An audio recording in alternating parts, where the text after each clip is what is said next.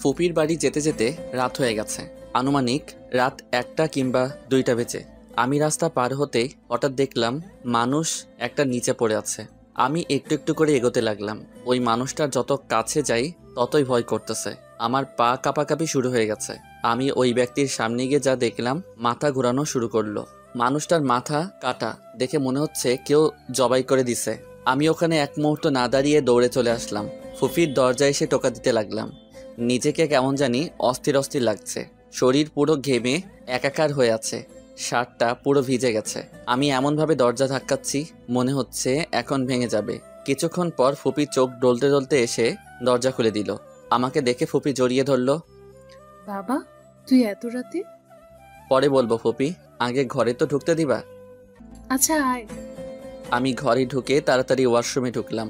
এরপর চোখে মুখে পানি দিতে লাগলাম। গরমে ইচ্ছে করছে গোসল করে ফেলতে। আমি ফ্রেশ হয়ে বের হলাম। ফুপি আমার দিকে তাকিয়ে আছে। কি হলো ফুপি, এমন করে কি দেখছো?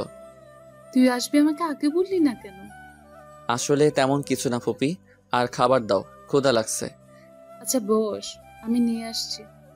এরপর ফুপি গিয়ে খাবার নিয়ে আসলো আর এসে আমার পাশে বসলো। শুধু এক প্লেট আনছো? আমার কত ক্ষুধা লাগছে তুমি জানো?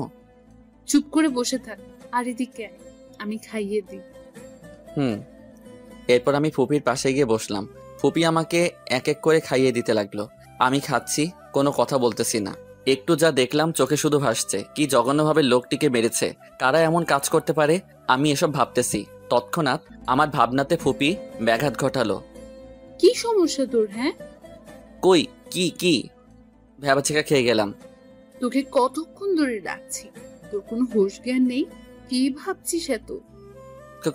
কিছু না ফুপি। আর আসতে তোর এত দেরি হলো কেন? আচ্ছা ফুপি, আমি ঘুমাবো, প্রচুর ঘুম পাচ্ছে। সকালে উঠে সব বলবো।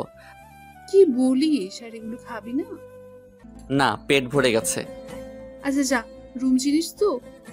এটা কি বললে ফুপি? আচ্ছা যা। আমি রুমে গিয়ে ব্যাগটা একপাশে রাখলাম। এরপর খাটের উপর বসলাম। কেন অস্থির অস্থির লাগছে, অত কিছু না ভেবে কম্বল নিয়ে ঘুমিয়ে পড়লাম।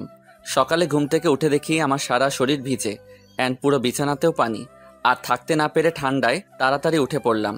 আর সামনে যাকে দেখলাম, মনটা কেন জানি খারাপ হয়ে গেল। তুই এখানে কেন? আমার বাড়ি আমি থাকবো না তো কে থাকবে? আর তুই কেন আসছিস? এমনি বেড়াতে আসছি। তো কখন যাবি এখান থেকে? আমার যখন ইচ্ছে হয়। তোকে কেন বলবো? আরে আয়ান বাবু, এত রাগ করো কেন? আমি তো জাস্ট মজা করছি। তুই সামনে থেকে যা, আমার মজা টজা ভালো লাগে না। তাই নাকি? ভালো লাগবে কিভাবে? তুই তো একটা। আর কিছু না বলে থেমে গেল। কি আমি? বল। তোর সাথে কথা বলার ইচ্ছে না, ফালতু ছেলে। এটা বলে ও হনহন করে চলে গেল। আমি কোনো মতে উঠে ওয়াশরুমে গেলাম। ওয়াশরুম থেকে বের হয়ে রেডি হতে লাগলাম। এর মাঝে আমার আর রুহির পরিচয় দিয়ে দেই। আমি হলাম আলভি আয়ান, সবাই আয়ান বলে ডাকে। এবার অনার্স 3য় বর্ষে। আর বাবা মা বলতে কেউ নেই, পৃথিবীতে শুধু একাই আমি। আপন বলতে শুধু ফুপি আছে। আর আমি একজন, না, গল্পের মাঝে কে ওটা জেনে যাবেন। রুহি হলো ফুপির একমাত্র মেয়ে, বড়ই আদরের। রুহি অনার্স ফার্স্ট ইয়ারে পড়ে। রুহির আব্বু ফুপা, তিনি একজন এমপি। গল্পে আসা যাক। আমি রেডি হয়ে নিচে গেলাম। গিয়ে দেখি ফুপা। আমি ওনাকে আঙ্কেল বলে ডাকি। কি খবর আয়ান, কখন আসলে? জি আঙ্কেল, কালকে। ও ভালো, বসো আমাদের সাথে। আরে বাবা, ও সুপাই বসুক। আমার এরকম ভিটু টাইপের ভদ্র প্রকৃতির ছেলে ভালো লাগে না। তাই নাকি মা?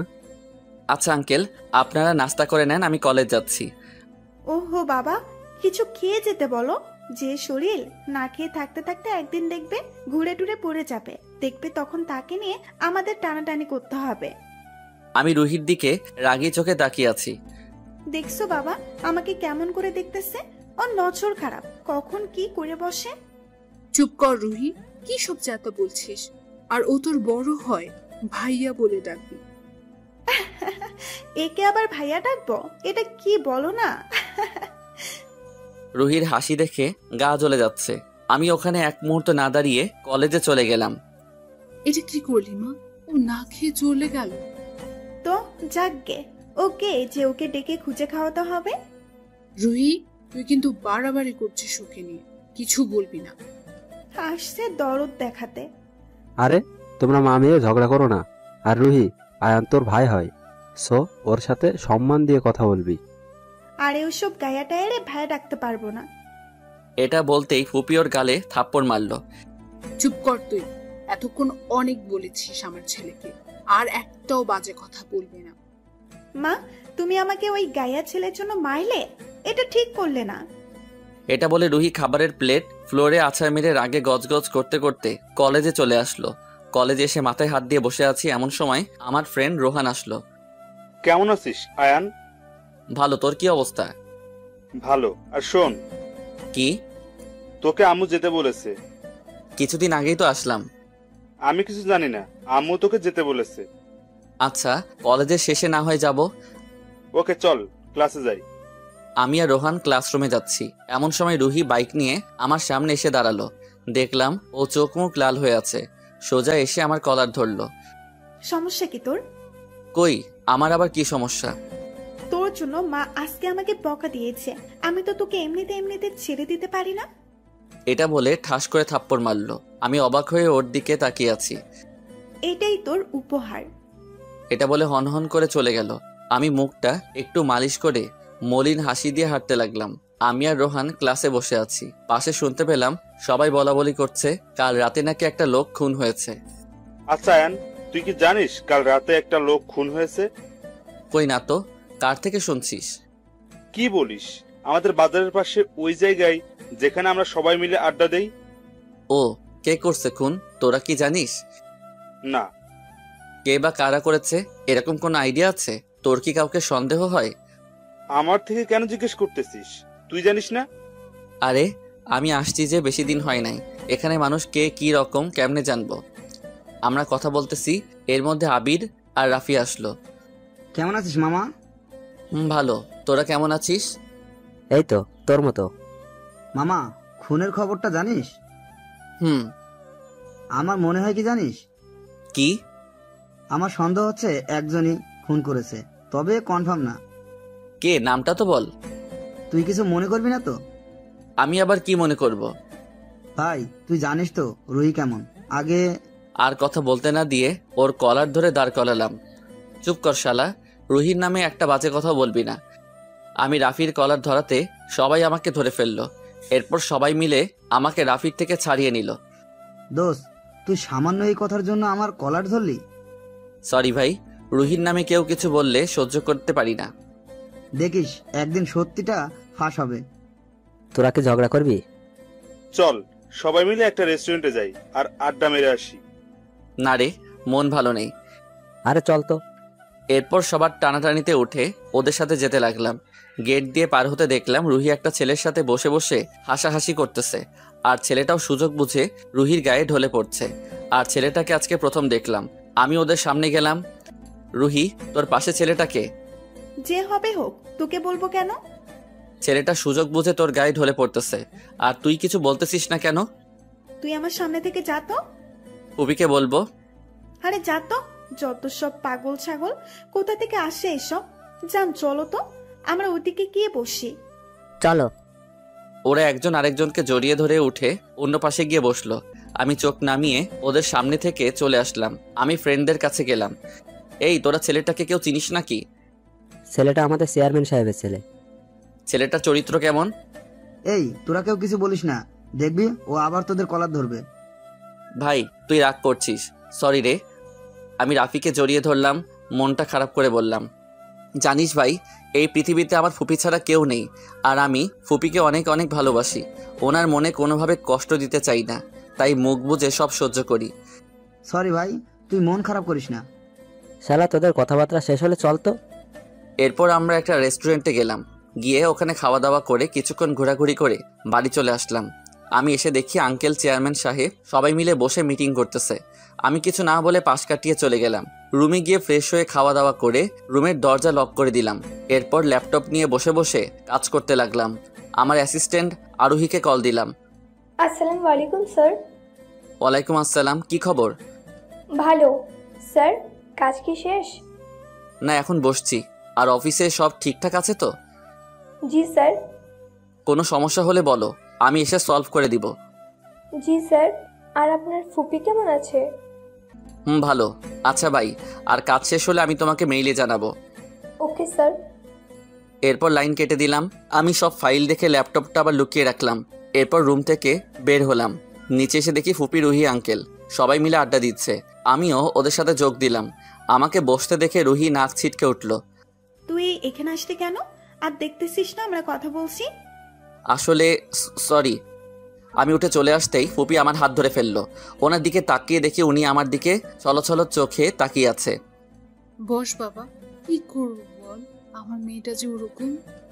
ও কিছু না ফুপি, আমি যাচ্ছি, তোমরা কথা বলো। হুম। আমি আবার রুমে ঢুকে মোবাইলটা হাতে নিলাম। গিয়ে কিছুক্ষণ ফেসবুক ঘাটাঘাটি করলাম। গল্পে কে কেমন কমেন্ট করতেছে এসব দেখতেছি। এরপর মনটা যেন কেন জানি খারাপ হয়ে যাচ্ছে। বুক ফেটে কান্না আসতে চাইছে। আমি রুমের মধ্যে পাইচারি করতে লাগলাম। শূন্য বুকটা কেমন জানি ফাঁকা ফাঁকা লাগতেছে। মা বাবার কথা খুব মনে পড়তেছে। জানালা দিয়ে বাইরে দেখলাম আজকে চাঁদ উঠেছে। আমি রুমের মধ্যে এক মুহূর্ত না দাঁড়িয়ে ছাদে উঠে গেলাম। এরপর রেলিং ধরতে যাচ্ছি, তখন সামনে যাকে দেখতেছি রুহি কার সাথে যেন হেসে হেসে কথা বলতেছে। হঠাৎ পিছন ফিরে আমাকে দেখে যা করলো, আমি নিশ্চুপ হয়ে দাঁড়িয়ে আছি। রুহি ফোনটা ওর পকেটে রেখে আমার দিকে তেড়ে আসলো, আর এসে কুত্তার বাচ্চা বলে থাপ্পড় একটা লাগাই দিল।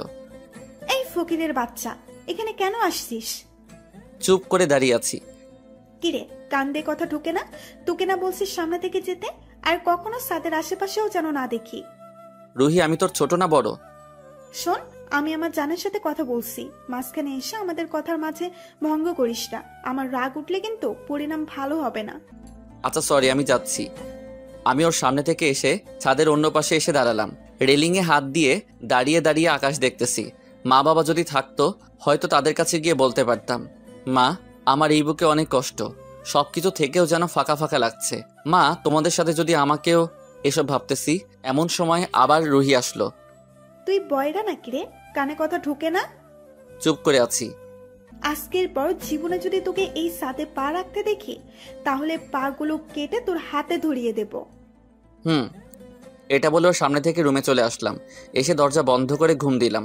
রাতে ফুপি ডাকছে কিনা জানি না, সকালে উঠলাম দেখি রুহি ছাড়া বাড়িতে কেউ নেই। আমি কোনো কথা না বলে বাহিরে বের হতে যাব, অমনি ওই দাঁড়া। বল। বল না, বলেন বলবি, আপনি করে বলবি। আচ্ছা বলেন। যা, আমার জন্য নাস্তা বানিয়ে আন। পারবো না। কি বললি তুই? আমি কি জিনিস তুই মনে হয় জানিস না। যেটা বলছি ওটা কর, না হলে এর ফল ভালো হবে না। পারবো না, যা ইচ্ছা করেন। আমি চলে আসতে যাব, অমনি রুহি আবার বলল, তুই কি এই বাড়িতে থাকতে চাস? যদি থাকতে ইচ্ছা হয় তাহলে আমার কথা শুনতে হবে। পারবো না। ওকে, যেতে পারিস, কিন্তু মনে রাখিস এর ফল কিন্তু খুব ভয়াবহ হবে। যত সব ফালতু। এটা বলে আমি ঘর থেকে বের হয়ে কলেজে গেলাম। এরপর ক্যান্টিনে গিয়ে নাস্তা নিয়ে খেতে বসছি, অমনি মেয়ে একটা এসে আমার খাবারগুলো ধাক্কা দিয়ে নিচে ফেলে দিল। আমি রাগে ফুসতে ফুসতে মেয়েটার দিকে তাকালাম। খাবারগুলো ফেললেন কেন? আপনি? দেখলাম মেয়েটা কথা বলতে ভয় পাচ্ছে। মনে হচ্ছে মেয়েটা ভুল করে এসব করেছে। আমি কি করছি? আপনি আমার জায়গায় বসছেন কেন? তাই বলে আপনি আমার খাবার ফেলে দিবেন? আপনাকে এখানে কে পাঠিয়েছে? কেউ না। বলেন কে পাঠিয়েছে? বললাম তো কেউ না। মেয়েটা একটু জোরে কথা বলতেই সবাই আমার দিকে উৎসুক দৃষ্টিতে তাকিয়ে আছে। একটু পর দেখলাম রুহি ওর দলবল নিয়ে আমার সামনে এসে হাজির, আর ওর হাতে হকি স্টিক। আপু, ও আপনাকে কি বলছে? ও আমাকে রুম ডেট করার জন্য জোর করছে। আপনি রাজি হচ্ছেন না বলে আপনাকে হুমকি দিচ্ছে, তাই তো? কি বলছে ও আপনাকে? আমি অবাক হয়ে মেয়েটার দিকে তাকিয়ে আছি। কি বলতেছে মেয়েটা? আমি যদি ওর কথায় রাজি না হই তাহলে আমাকে জোর করে ধর্ষণ করবে। আপনি এখন যেতে পারেন আপু, আমি দেখছি কি করা যায়। ওই অচেনা মেয়েটা যাওয়ার সাথে সাথে সবাই আমাকে চিচি করতে লাগলো। কেউ কেউ বলে উঠলো, আপনাকে দেখে তো অনেক ভদ্র মনে হয়, আপনি এমন কাজ করেন? এই, তোরা ওকে ধর আর নিয়ে চল আমাদের জায়গায়। সাথে সাথে রুহির বন্ধুরা আমাকে ধরে শহীদ মিনারের সামনে নিয়ে গেল এবং আমার হাত পা গুলো বাঁধলো। রুহি হকি স্টিক দিয়ে আমার হাঁটু বরাবর বাড়ি মারলো। আমি আহা বলে চিৎকার করে উঠলাম। মেয়েদের জোর করার, ধর্ষণ করার অনেক শখ, তাই না? এটা বলে আবার বাড়ি মারলো। আমি মাটিতে হাঁটু গেড়ে বসে পড়লাম। রুহি এসে আমার মাথার চুলগুলো ধরলো। তোর অনেক সাহস না? কথা বল, আবার তুলেও নিয়ে যাবি? চুপ করে নিচের দিকে তাকিয়ে আছি। এই, তোরা দাঁড়িয়ে কি দেখছিস? মার্শালারে ওর বুকের কলিজা বেড়ে গেছে। মেয়েদের তুলে নিয়ে যাওয়ার হুমকি দেয়, এমন ভাবে মারবে যে উঠে দাঁড়াতে না পারে। রুহির বন্ধু বান্ধবী সবাই সে থাপ্পড়, কেউ কেউ থুতু মারলো। হঠাৎ পিছন থেকে কেউ একজন মাথায় বাড়ি মারলো। মাথা দিয়ে গড়গড় করে রক্ত বের হতে লাগলো। হাত পা বাঁধা, বুক ফেটে কান্না আসতেছে। সবকিছু কেমন যেন ঝাপসা ঝাপসা লাগতেছে। চোখ দিয়ে অঝর ধারায় পানি পড়তেছে। দূরে দেখলাম আমার সব বন্ধুরা দাঁড়িয়ে দাঁড়িয়ে দেখতেছে। রুহির দিকে তাকিয়ে দেখি ও হাসতেছে, হয়তো বিজয়ের হাসি। আমি আস্তে চোখ বন্ধ করে ফেললাম, হয়তো এটাই শেষ নিঃশ্বাস। মাটিতে লুটিয়ে পড়লাম।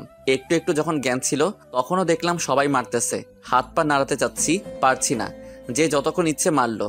আমি যখন নড়াচড়া বন্ধ করে দিছি তখন রুহি, এই শালা মনে হয় মরে গেছে। চেক করে দেখ, বেঁচে থাকলে হাসপাতালে পাঠিয়ে দে। এরপর রাহুল আমাকে চেক দেখলো। সিফাত বেঁচে আছে, এই শালা। যেটা বলছে ওইটা কর।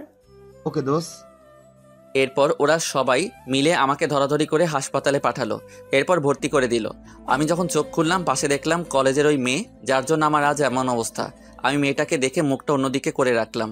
ওই মেয়ে হয়তো এটা বুঝতে পেরেছে। এরপর মেয়েটা কান্না করে দিল। আমার পা জড়িয়ে ধরে কান্না করতেছে। এ কি, আপনি আমার পা ধরছেন কেন? আমি অনেক বড় অপরাধী। আমি জানি আপনি আমাকে কখনো মাফ করবেন না। কিসের মাপের কথা বলছেন আপনি? কলেজের ওই ব্যাপারে। আচ্ছা, ওসব বাদ দেন, মাফ করে দিছি। সত্যি? আমি জানি আমাকে রুহি ইচ্ছে করে মেরেছে। মাঝখানে এই বোনটা আসলো, হয়তো জোর করে আমার নামে মিথ্যা বলতে বলেছে। আপনার নাম কি? আসমা মনি। ও, কোন ইয়ারে পড়েন? ইন্টার সেকেন্ড ইয়ারে। ও গুড। ঘরে কে কে আছে তোমার? আমি আর মা। তুমি পড়ালেখা করো কেমন করে? টিউশন করে। ও আচ্ছা, আমি এখানে কতদিন ধরে আছি? 2 দিন ধরে। আমাকে কেউ দেখতে এসেছে? একটা আপু আসছিল। ও, নাম কি? আমরা কথা বলতেছি এমন সময় আরোহী ঢুকলো। এসে আমার মাথার পাশে বসলো। এখন কেমন লাগতেছে? ভালো। স্যার, কে বা কারা আপনাকে এইভাবে মেরেছে, কাউকে কি চিনেন? না, আমি ওদের কাউকে চিনি না। হঠাৎ করে এসে হামলা করে চলে গেল। ভাইয়া। আসমাকে থামিয়ে দিয়ে, কাউকে চিনি না আমি। আর আরোহী, তুমি একটু বাইরে যাবে? Okay sir. আরোহী যখন বাইরে গেল আসমা এবার জিজ্ঞেস করতে লাগলো, ভাইয়া আপনি এটা কি করলেন?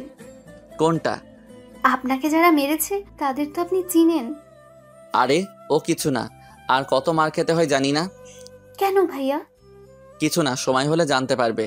আর তোমাকে রুহি কি বলছে যার জন্য আমার উপর মিথ্যা অপবাদ দিলে? ভাইয়া, রুহি আপু বলেছে আমি যদি আপনার উপর মিথ্যা অপবাদ না দিই তাহলে আমাকে পরীক্ষা দিতে দেবে না। সামান্য একটা বিষয় আর তুমি ভয়ও পেয়ে গেলে? ভাইয়া, রুহি যেটা বলে ওটা করতে হয়, না করলে অন্য কিছু হয়। ও ভাইয়া, আপনি কিছুক্ষণ ঘুমান, আমি আসছি। আমি কিছুক্ষণ এপাশ ওপাশ করে আবার ঘুমিয়ে পড়লাম। 3 দিনে কোনো রকম সুস্থ হলাম।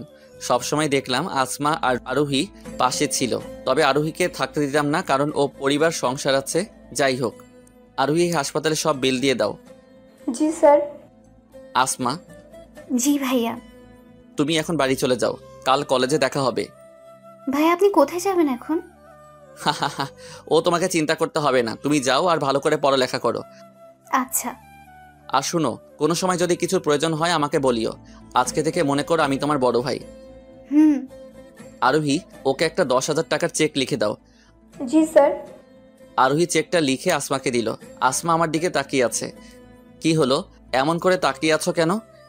করোনা করছেন নাকি ভাইয়া? একটু আগে না বলছি আমি তোমার বড় ভাই। এরপর আরোহী আসমাকে চেকটা দিল। আমি আরোহীকে বলে গাড়ি একটা নিয়ে আবার ফুপির বাড়ি গেলাম। ফুপি আমাকে দেখে দৌড়ে আসলো। কি হয়েছে বাবা তোর? তোর এমন অবস্থা কেন? আমার মুখে হাত বুলাচ্ছে আর জড়িয়ে ধরে কান্না করতেছে। ফুপি, শান্ত হও, আমার কিছু হয়নি। মনে হয় আমার মৃত্যু আজরাইল ছাড়া অন্য কারো হাতে লেখা নাই। কে করেছে এমন? নাম বল, আমি তোর আঙ্কেলকে বলছি। না ফুপি, কাউকে কিছু বলো না। আর আঙ্কেলকে বললে আঙ্কেল চিন্তা করবে। আমার ছেলের গায়ে হাত তোলার এমন সাহস কার হয়েছে? একবার বল বাবা। বললাম তো ফুপি, কেউ কিছু করেনি। আমি গাড়ি অ্যাক্সিডেন্ট করেছি। আমি রুমে যাচ্ছি ফুপি, পারলে কিছু খাবার পাঠিয়ে দিও। আমি সিঁড়ি দিয়ে উপরে উঠতেছি, এমন সময় পিছনে দেখলাম রুহি। ও মুখ ভেঙচি কেটে অন্যদিকে ফিরে গেল। আমি এত কিছু পাত্তা না দিয়ে রুমে ঢুকলাম। এরপর কিছুক্ষণ ঘুমিয়ে গেলাম। বিকেলের দিকে উঠে ফ্রেশ হয়ে নিচে গেলাম। দেখলাম শুভ, ওর বাবা মা, আঙ্কেল, ফুপি সবাই বসে কথা বলতেছে। আর শুভর পাশে দেখলাম রুহি শাড়ি পরে বসে আছে। আমি নিচে নামতে দেখে, আয়ান এদিকে আয়। বলো ফুপি। আমি ওনাদের সামনে যেতেই আমাকে সবার সাথে পরিচয় করিয়ে দিল। এরপর আমি ওখানে বসে বসে ওদের কথা শুনতে লাগলাম। আর কিছুটা শুনে বুঝলাম যে এখানে রুহির আর শুভর বিয়ের কথা চলতেছে। আমি কিছু না বলে চুপ মেরে বসে রইলাম। তা বেয়া সাহেব, বিয়ের তারিখ কখন করলে ভালো হবে? আমার মতে কিছুদিন পর হলে মনে হয় ভালো হবে। আর আমাদের সামনে ইলেকশন, কিছুটা ঝামেলার মধ্যে থাকবো। রুহির মা, শফিক সাহেব ঠিক বলেছে। আর রুহিও ততদিন পড়ালেখা করুক। আপনাদের ইচ্ছে। এরপর সবার কথাবার্তা শেষ হলে রুহিকে একটা আংটি পরিয়ে দিয়ে চলে গেল। আমি ছাদে গিয়ে মাথায় হাত দিয়ে বসে পড়লাম। কি থেকে কি হয়ে গেল। আমি এখানে আসাটাই মনে হয় ভুল হয়েছে। রুহিকে কিছু বলতে পারলাম না। হয়তো মনের কথাগুলো কখনো আর বলা হলো না। মনের কথা মনের মধ্যে থেকে যাবে। হঠাৎ মনে হলো পিছনে কেউ একজন আসতেছে। আমি চোখের পানি মুছে স্বাভাবিক হয়ে দাঁড়ালাম। কিছুক্ষণ পর মনে হলো কেউ একজন আমার কাঁধে হাত রাখলো। কেঁদে কেঁদে আর লাভ নাই, সময় থাকতে জিনিসের কদর দিতে হয়, বুঝলে? আমি চুপ করে দাঁড়িয়ে আছি, কিছু বলার সাহস পাচ্ছি না। আহারে বেচারা, কত মান না খেলো। আমি তো মনে করছি মরে টরে যাবি। আমি কিছু না বলে চুপ করে শুনতেছি। আর তোকে না বললাম আমার বাড়িতে না আসতে? তুই এত বেহাইয়া কেন রে? লজ্জা শরম নাই তোর? আমার কাঁধ থেকে ওর হাত নামিয়ে রুমে চলে গেলাম। এরপর ব্যাগটা হাতে নিয়ে নিচে আসলাম। কোথায় যাচ্ছিস বাবা? সরি ফুপি, আমার একটা কাজ আছে, তাই আমাকে যেতে হবে। কি কাজ আমাকে বল। তেমন কিছু না, কয়েকদিন ওখানে থাকতে হবে। আর কাজ শেষ হলে চলে আসব। আচ্ছা, ভালো থাকিস, আর পৌঁছে আমাকে ফোন দিস। আমি বাইরে গিয়ে একটা সিএনজি নিয়ে বাস স্টেশনে গেলাম। এরপর একটা সিট নিলাম। এরপর কিছু খাবার নিলাম, যদি ক্ষুধা লাগে। এরপর বাসে উঠে আমি সিট নাম্বার দেখতে দেখতে সামনে যেতে লাগলাম। আমার সিট বরাবর যখন গেলাম, দেখলাম আমার সিটের একটা মেয়ে বসে আছে। আপু, আপনি যেটাই বসছেন ওটা আমার সিট। আপনি একটু চেক করে নিলে ভালো হয়। এই সিটটা দিতে পারবো না। কেন? শুনেন, ঢাকা যেতে অনেক সময় লাগবে, আর আমি জানালার পাশে ছাড়া বসতে পারি না। এত কিছু বুঝি না, আপনি আমার সিট থেকে উঠেন। ওই মিয়া, একটা কথা যদি বলেন তাহলে আমি এখন চিল্লা পাল্লা করব, তখন মজা কারে কয় বুঝবেন।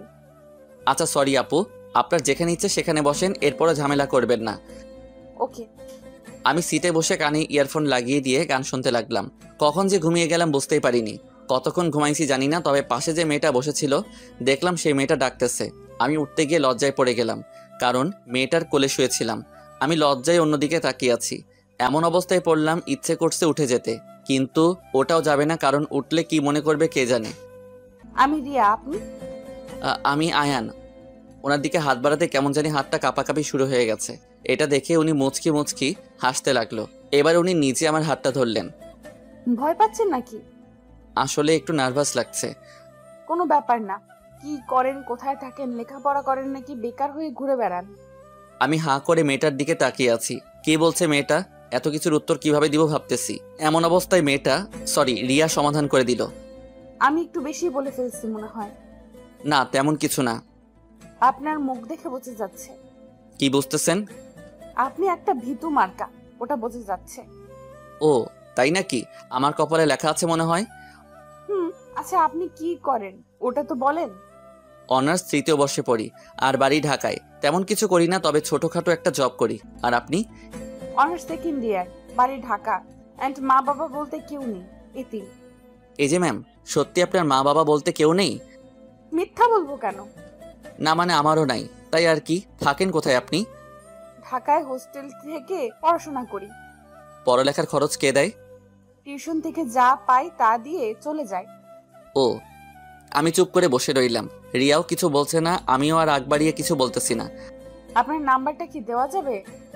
আসলে আমি কাউকে আর কিছু বলতে দিল না। আমার হাত থেকে মোবাইলটা নিয়ে নিল। এরপর নাম্বার নিয়ে আমাকে আবার দিয়ে দিল। আমি বোকাশোকা হয়ে বসে রইলাম। ঢাকা যেতে তো অনেক সময়, একটা গল্প বলেন। জানি না। মিথ্যা বলেন কেন? যেটা বলছি সেটা বলেন। সত্যি বলবো না মিথ্যা বলবো? আপনি যেরকম ইচ্ছে বলেন। অনেক লম্বা কাহিনী, শুনে শেষ করতে পারবেন না। পরে হলেও একদিন শুনে নেব, এখন শুরু করেন। তাহলে 10 বছর আগে চলেন। অতীত। আমি আর রুহি স্কুলে যাচ্ছি। আগে রুহির বাড়ি আর আমার বাড়ি একই শহরে ছিল, তবে এখন ওনারা গ্রামে থাকে। আর রুহির আব্বুর তেমন জায়গা জমি ছিল না, তবে উনি রাজনীতি করতেন আর এলাকায় ওনার নাম ডাক ছিল। রুহি প্রতিদিন স্কুলে যাওয়ার সময় আমাকে সাথে নিয়ে যেত। এমন একটা দিন নেই যে রুহি আমাকে ডাকে না। শুক্রবার হলে ও ডেকে যাবে। আর রুহি বেশিরভাগ সময় আমাদের বাড়ি থাকতো। তো এমন একদিন রুহি আমার রুমে এসে আমার কানে সুরসুরি দিতে লাগলো। আমি হাত দিয়ে ওর হাত নাড়া দিলাম, একটি পর আবার দিল। আমি এবার উঠে পড়লাম। সমস্যা কি তোর? ওঠ কুত্তা, স্কুলে যাবি না? না, তুই যা। কোনো কথা নাই, তাড়াতাড়ি ফ্রেশ হয়ে নে। আমি আজ যাব না। তুই না গেলে আমিও যাব না।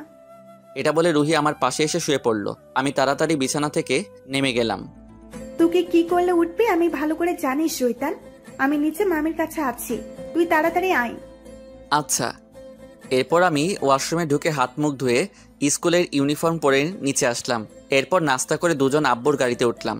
এরপর আব্বু আমাদের নামিয়ে দিয়ে ওনার অফিসে চলে গেল। আমি গিয়ে একটা বেঞ্চে বসলাম। আমার পাশে রুহিও বসলো। স্যার অনেক বারণ করে আমার সাথে না বসতে, কিন্তু ও কারো কথা শুনে না। ও যেটা বলবে ওটা করবে। এরকম করতে করতে আমি এসএসসি দিয়ে কলেজে ভর্তি হলাম। এরপর এদিক ওদিক হতে হতে ইন্টার সেকেন্ড ইয়ারে উঠলাম। রুহি এসএসসি দিল। আমার পড়ালেখার মান ভালো ছিল। এদিকে রুহি সারাক্ষণ ঝগড়াঝাটি মারামারি এগুলো নিয়ে পড়ে থাকতো। তো এমন একদিন একটা মেয়ে এসে আমাকে প্রপোজ করলো। Ayaan, I love you. আমি তোমাকে অনেক অনেক ভালোবাসি। আমি হাঁ করে মেয়েটার দিকে তাকিয়ে আছি। মেয়েটা ফুল হাতে নিয়ে হাঁটু গেড়ে বসে আছে। আমি যখনই কিছু বলতে যাব তখনই রুহি এসে হাজির। মেয়েটাকে দাঁড় করিয়ে লাগাই দিল একটা। এই তোর সাহস কি করে হয় ওকে প্রপোজ করার? এটা বলে মেয়েটার চুল ধরে টানতেছে। আমি রাগ কন্ট্রোল করতে না পেরে রুহির গালে ঠাস করে একটা লাগাই দিলাম। এই ছাড় মেয়েটাকে, আর তুই দিন দিন খারাপ হয়ে যাচ্ছিস। রুহি আমার দিকে চোখ লাল করে তাকিয়ে আছে। তুই এই মেয়ের জন্য আমাকে মারলি? তা না করে কি করব? তুই একটু বেশি বাড়াবাড়ি করতেছিস। আমি বাড়াবাড়ি করি? তা নয় তো কি? আর ছেলেদের মতো ঝগড়া করিস কেন? তুই ছোট হয়ে ওর গায়ে হাত তুলছিস কেন? কিসের ছোট? কোন দিক দিয়ে আমাকে ছোট মনে হয় তোর? ফালতু কথা বলার সময় নাই, যত সব। আমি রুহির সামনে থেকে চলে আসলাম। আমি ইন্টার পরীক্ষা দেওয়ার পর যখন রেজাল্ট ভালো হলো তখন বাবা বলতেছে দেশের বাইরে গিয়ে পড়তে। আমিও রাজি ছিলাম। অনেক স্বপ্ন ছিল বাইরে থেকে গ্র্যাজুয়েশন কমপ্লিট করব। সবকিছু রেডি করে আমার তারিখ পড়লো যাওয়া একদিন আগে। রুহি আমাদের বাড়ি আসলো। আয়ান, কি করিস? দেখ, আমি তোর বড়। সমস্যা নাই, বেশি না, 2 বছরের। 2 বছর মানে বেশি না? আমার জন্য বেশি না। আচ্ছা, কি বলতে আসছিস বল। একটা কথা বলার ছিল। ওকে বল। এখানে না। তাহলে? রুহি আমাকে টানতে টানতে ছাদে নিয়ে আসলো। এরপর যেটা বলল আমি শুনে অবাক হয়ে গেলাম। আয়ান, তুই বিদেশে গেলে আমাকে ভুলে যাবি না? আরে ধুর, এসব কি বলিস তুই? তোকে ভুলে থাকা অসম্ভব। তাহলে যাইস না প্লিজ। কি বলিস এগুলো? হ্যাঁ, সবগুলো রেডি হয়ে গেছে, আর কালকে চলেও যাব। তুই আমার কথা শুনবি না? সরি, তোর এমন আবদার রাখতে পারবো না। ওকে। রুহি আমার সামনে থেকে গিয়ে ছাদের এক কোণায় গিয়ে ফুপিয়ে ফুপিয়ে কেঁদে উঠল। আমি ওর কান্না দেখে দৌড়ে ওর কাছে গেলাম। কি হয়েছে রুহি, কান্না করছিস কেন? আমার সাথে কথা বলিস না, যা। না, যাব না। বল কি হয়েছে? আমি যদি কিছু চাই দিবি? তোর কোনো চাওয়া অপূর্ণ রাখছি, বল। সত্যি দিবি? বল।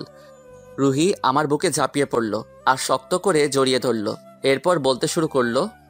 তোকে কখনো প্রেম করতে দিতাম না, কেন জানিস? আমি চাই তোর মনে শুধু আমি থাকি। তোর মনের ঘরে আমি ছাড়া আর কারো বসবাস করবে না। তোকে এক মুহূর্ত না দেখলে আমার চোখে ঘুম আসে না। কি করব বল? তোকে যে বড্ড বেশি ভালোবাসি। তোকে ছাড়া আমি অচল। তুই চলে যাবি শুনে আমার মাথায় আকাশ ভেঙে পড়ছিল। এমন একটা দিন নেই যে তোকে চালাই নাই। তুই না থাকলে কাকে চালাবো বল? তোকে এক মুহূর্ত না দেখলে মনে হয় অনেক বছর দেখিনি। জানিস আমি ছোট থেকে তোকে ভালোবাসতাম, কখনো বলার সাহস হয়ে ওঠেনি। কিন্তু তুই কাল চলে যাবি শুনে আমার ধৈর্যের বাঁধ ভেঙে গেছে। আমি তোর বাচ্চার আম্মু হতে চাই, সেই অধিকার কি দিবি? রুহি কান্না করছিল আর কথাগুলো বলছিল। আসলে আমিও রুহিকে ভালোবাসি। আমি রুহিকে আপন করে নিতে যাব, অমনি আমার স্বপ্নের কথা মনে পড়ল। আমি রুহিকে আমার থেকে ছাড়িয়ে হাঁটিয়ে একটা চড় দিলাম। আজকে থেকে আমার সামনেও আসবি না, তুই না আমার বোন, এগুলো ভাবলি কি করে? রুহি আমাকে জোর করে আবার জড়িয়ে ধরল। প্লিজ আয়ান, আমাকে এভাবে ফিরিয়ে দিস না। আমি বাঁচবো না, তোকে না পেলে মরে যাবো আমি। যা ইচ্ছে কর, ছাড় আমাকে।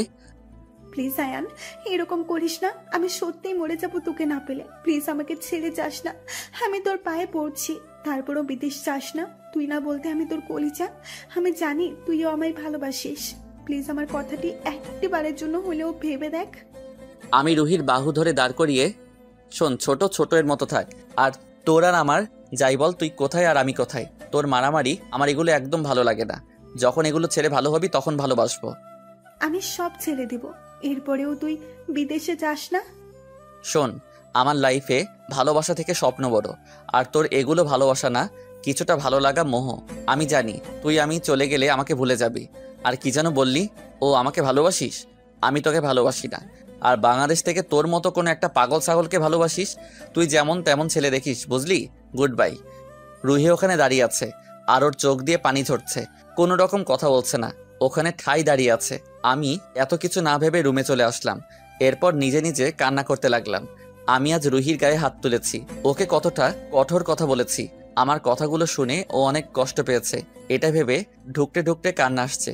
কিন্তু কান্না করলে হবে না, আর পড়ালেখা শেষ করে আসলে তখন আপন করে নিব।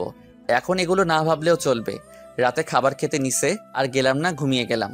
এরপর সকালে উঠে আব্বু আম্মুকে বলে বের হচ্ছি। তখন খেয়াল করলাম রুহি ছাদে আর কান্না করতেছে, ওর চোখ দিয়ে ঝরঝর করে পানি পড়তেছে। আঙ্কেল চলেন। ড্রাইভার আঙ্কেলকে গাড়ি টান দিতে বললাম। এরপর এয়ারপোর্টে গেলাম, যা যা করার দরকার সব শেষ করে প্লেনে উঠলাম। এরপর বসতে বসতে অনেক বোরিং লাগছিল, কখন যে ঘুমিয়ে গেলাম জানি না। এরপর প্লেন যখন থামলো দেখলাম সবাই নামতেছে, আমিও নেমে গেলাম। এরপর ইংল্যান্ডের এয়ারপোর্টে সব কাজ শেষ করে ওই দেশের মাটিতে যখন পা রাখলাম তখন মনটা কেমন জানি করে উঠল। রাস্তায় বের হয়ে একটা গাড়ি নিয়ে আঙ্কেলের বাসায় চলে গেলাম। আব্বুর বন্ধু, আমাকে দেখে আন্টি আসলো। কখন আসলে বাবা? আর আমাদের তো একটুও বলো নাই। আন্টি আসলে খেয়ালই ছিল না, সরি। হইছে, এসব থাক, এখন যা, গিয়ে হাত মুখ ধুয়ে আয়, আমি খাবার রেডি করছি। এরপর আন্টির থেকে রুম কোনটা জিজ্ঞেস করে ওই রুমে গিয়ে ব্যাগটা রেখে এরপর ফ্রেশ হয়ে নিচে আসলাম। এসে দেখি একটা পিচ্চি আমাকে চেয়ারে বসতে দেখে, আম্মু ওই ছেলেটা কে? তুমি চিনবে না, আর আজকে থেকে ওনাকে ভাইয়া বলে ডাকবে, কেমন? আমি ওনাকে ভাইয়া কেন রাখবো? কারণ উনি তোমার বড়। আন্টি সমস্যা নাই, ওর যেটা ইচ্ছে ডাকুক। তোমার নাম কি? ওহ আয়ান। আর তোমার? আলিফ। আমি জানি আমার নাম ভালো। আলিফ, বড়দের সাথে কেউ এভাবে কথা বলে? আরে আন্টি ধমকাতে হবে না, পরে ঠিক হয়ে যাবে। এরপর খাওয়া দাওয়া করে রুমে গেলাম। এরপর সকালে উঠে আঙ্কেল সহ গিয়ে একটা ভার্সিটিতে ভর্তি হলাম। এরপর শুরু হলো আমার জীবন। এরকম করতে করতে 1 মাস চলে গেল। হঠাৎ একদিন শুনলাম রুহি সুইসাইড করতে চেয়েছিল। এটা শুনে অনেক খারাপ লাগলো, আর এখান থেকে যেতেও পারবো না। যদি বাংলাদেশ হতো তাহলে ভেবে দেখা যেত। এরপর আর কি হয়েছে জানি না। এখানে এসে আমার অনেক বন্ধু বান্ধবও হয়ে গেছে। 1 বছর হয়ে গেল, আর কোনোদিন রুহি বা আব্বু আম্মু রুহির কথা বলতো না। মনে মনে ভাবছি রুহি হয়তো রেগে গেছে, নয়তো আমাকে ভুলে গেছে। একদিন আমি কলেজ থেকে বাড়ি ফিরছিলাম, এমন সময় আব্বুর মোবাইল থেকে কতগুলো ছবি আসলো এবং একটা লেখাও আসলো। আমি এত পাত্তা না দিয়ে বাড়ি গেলাম। এরপর খাওয়া দাওয়া করে রুমে এসে মোবাইল চালু করে বাবা কি দিছে ঢুকে অবাক হয়ে গেলাম। তাহলে চলেন কি লেখা আছে।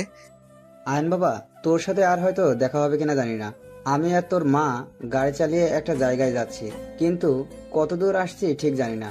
আমাদের গাড়ি ব্রেকের তার ছিঁড়ে গেছে, বাঁচবো কিনা ওটাও জানি না। আমরা মারা গেলে আমাদের মনে করে কান্নাকাটি করিস না বাবা, আমরা সব সময় তোর সাথে আছি। আর যে কাগজগুলো দিলাম ওগুলো আমাদের কোম্পানির দলিল। বাবা তুই যত তাড়াতাড়ি পারিস চলে আসিস। ভালো থাকিস বাবা, আমাদের জন্য একদম কান্না করবি না। এটা দেখে বুকে কেমন জানি করে উঠল, চোখ দিয়ে আপনা আপনি পানি গড়িয়ে পড়তে লাগলো। আমি রুহির আব্বুর কাছে ফোন দিলাম। আঙ্কেল আপনি কোথায়? আয়ান, তোর বাবা আর মা নেই, আমাদের ছেড়ে চলে গেছে। এটা হতে পারে না আঙ্কেল, ফুপিকে দেন। আঙ্কেল যখন ফুপিকে দিল দেখলাম আন্টি কান্না করতেছে। কান্না করার জন্য উনি কথা বলতে পারছে না। আয়ান ভাই আমাদের ছেড়ে চলে গেছে। আমার মুখ দিয়ে কোনো কথা বের হচ্ছে না, চুপ করে রইলাম, আর চোখ দিয়ে পানি পড়তেছে। হঠাৎ কান থেকে মোবাইলটা পড়ে গেল, আমার মাথাটা ঘোরাতে লাগলো, ধপ করে নিচে পড়ে গেলাম। এরপর যখন চোখ খুললাম দেখি বিছানায় শুয়ে আছি, পাশে দেখলাম আঙ্কেল আন্টি কান্না করতেছে। বাবা তোর কি হয়েছে? আমরা আছি তো, তোর কোনো চিন্তা করতে হবে না। আন্টি আব্বু আম্মুকে ছাড়া কেমনে থাকবো? দুনিয়াতে বাবা মা ছাড়া কেউ নেই আন্টি। আঙ্কেল পাশে ছিল, আঙ্কেল আমাকে জড়িয়ে ধরে কান্না করতে লাগলো। দীর্ঘ 1 মাস কোনো মতে কেটে গেল। এরপর আমি পরীক্ষা দিয়ে আবার বাংলাদেশে ব্যাক করলাম। প্রথমে আমাদের বাড়ি গেলাম, কিছুদিন থাকলাম, কিন্তু যতদিন থাকি বাবা মায়ের বিভিন্ন স্মৃতি দেখে দিন দিন কেমন জানি অধপতন হতে লাগলো। এরপর এক আঙ্কেলের সাহায্য নিয়ে বাবার অফিসে গেলাম। গিয়ে সবকিছু ঠিকঠাক করে ফুপির বাড়ি গেলাম। ইচ্ছা ছিল রুহিকে ভালোবাসার কথা বলবো, কিন্তু বলা আর হলো না। বর্তমান ওই ভাবনার জগৎ থেকে আসেন। আর আপনার কাহিনী শুনে অনেক খারাপ লাগলো। এখন নামেন, আমরা ঢাকায় চলে আসছি। ও, এরপর বাস থেকে নেমে যে যার মতো চলে গেলাম। আমি বাড়ি চলে আসলাম। বাড়িতে পা রাখতে দেখলাম ঘরের সব জিনিস এলোমেলো অবস্থায় পড়ে আছে। আমি আস্তে আস্তে ঘরের সব জায়গায় হেঁটে হেঁটে দেখতে লাগলাম কি হয়েছে, ঘরে বা কে আসলো। আমি আমার রুমে ঢুকে ফ্রেশ হয়ে আবার বের হলাম বাইরে। ক্ষুধাও লাগছে অনেক, কিছু একটা তো খেতেই হবে। আমি একটা রেস্টুরেন্টে ঢুকলাম। এরপর হালকা পাতলা কিছুটা খেয়ে অফিসে চলে গেলাম। আমি ঢুকতে সবাই আমাকে সালাম দিতে লাগলো। অনেকের মনে হয়তো প্রশ্ন, আমাকে চিনলো কেমনে ওরা। আসলে আমি আব্বুর সাথে আগে অফিসে আসতাম, এরপর ঘোরাঘুরি করে চলে যেতাম, আর বিদেশ থেকে এসে ও এখানে আসলাম, এই হিসেবে সবাই চিনে। আমি আমার কেবিনে বসলাম। আমি আসতে দেখে আরোহী আসলো। স্যার, আসতে পারি? অবশ্যই। আর আমার রুমে আসতে তোমার পারমিশন নিতে হবে না। জি স্যার। তোমার বাচ্চা জামাই কেমন আছে? ভালো। আমি জানি ওর মুখ কালো করার কারণ, তা হলো আরোহীর জামাই রোড অ্যাক্সিডেন্টে পঙ্গু হয়ে গেছে। ওদের আর্থিক অবস্থা ভালো না। মুখ কালো করে আছো কেন? বাড়িতে কোনো সমস্যা? না। বুঝছি, বলতে হবে না। আর হাতে ফাইলগুলো দাও। আজকে কোনো মিটিং আছে? জি স্যার। কার সাথে? আরকে গ্রুপ অফ ইন্ডাস্ট্রি মালিকের সাথে। ও, আর কয়টার সময় ওরা এখানে আসবে, নাকি আমাদের যেতে হবে? স্যার, আসলে ওনারা একটু বিজি, আর আমাদের একটা ঠিকানাও দিয়েছে। আরোহী একটা জায়গার নাম দেখলো। ওকে, চলো তাহলে। এরপর আরোহী আর আমি ওই ঠিকানায় গেলাম। দেখলাম ওটা একটা কফি শপ। আমি ভেতরে ঢুকে যাকে দেখলাম, আমি ভিতরে গিয়ে দেখলাম রিয়া বসে আছে আর মোবাইল টিপতেছে। আমি গিয়ে ওর সামনে দাঁড়ালাম। আমাকে দেখে রিয়া দাঁড়িয়ে গেল। আরে আয়ান, তুমি এখানে? আমারও তো একই প্রশ্ন, তুমি এখানে? আমার একটা কাজ ছিল, এই আর কি, তাই আসা হলো। তোমার কি কাজ শুনি? আমারও সেম। একটা কোম্পানির সাথে আমাদের একটা ডিল আছে, ছোটখাটো একটা মিটিং। ও। রিয়া কি জানি ভাবতে লাগলো। এরপর এদিক ওদিক ঘুরে তাকাতে লাগলো। এরপর যখন আরোহীকে দেখলো, একবার আমার দিকে তাকাচ্ছে, আবার আরোহীর দিকে তাকাচ্ছে। এরপর কি জানি ভেবে উঠে চলে যেতে নিলে আমি হঠাৎ করে হাত ধরে ফেললাম। কি হলো, আপনি উঠে যাচ্ছেন কেন? কি হলো ম্যাম? আর উনি আয়ান চৌধুরী, যার সাথে আপনি মিটিং করার কথা ছিল। আমি আরোহীর মুখে ম্যাম শুনে রিয়ার দিকে তাকালাম। দেখলাম রিয়া মুখ নিচু করে আছে। আপনি অনেক বড় মিথ্যাবাদী। আসলে আমার বড়লোকের মেয়ে, ওটা পরিচয় দিতে ইচ্ছে করে না। ও, তাই বলে আমাকেও মিথ্যা বলবেন? আপনি আমার কে হন যে আপনাকে সত্যি বলতে যাব? ও সরি। হাত ছাড়েন মিস্টার লুচু। কি আমি লুচু? আমি চোখ বড় বড় করে তাকালাম। আরোহী, তোমার স্যারকে বলো ওনাকে কেউ ভয় পায় না, আর বেশি ভয় দেখাতে আসলে সমস্যা আছে, বলে দাও। ম্যাম, আপনারা পূর্ব থেকে পরিচিত নাকি? না। তুমি একটু এদিকে যাও, তোমার স্যারের সাথে কথা আছে। আচ্ছা। এই, তুমি কোথাও যাবে না, এখানে বসো। আরে স্যার, আপনারা কথা বলেন, আমি আপনাদের মাঝে কাবাব মে হাড্ডি হতে চাই না। আরোহী আমাদের সামনে থেকে গিয়ে অন্য পাশে বসলো। এটা কি ছিল? কিছু না, জাস্ট সিনেমার কিছু অংশ। আর আরোহীকে একটু আগে কি বলছিলেন? কেন, তুমি শুনো নাই? এখন আবার তুমি? রিয়া হাসতে লাগলো। আমি ওর দিকে পলকহীনভাবে তাকিয়ে আছি। সমস্যা কি? কোথায়, কিসের সমস্যা? তাহলে এইভাবে তাকিয়েছিলে কেন?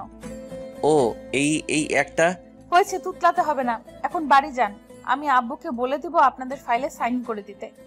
এটা বলে চলে যেতে লাগলো। কিছু দূর গিয়ে আবার এগিয়ে আসলো। ওই, আর কোনো মেয়ের দিকে তাকাবা না।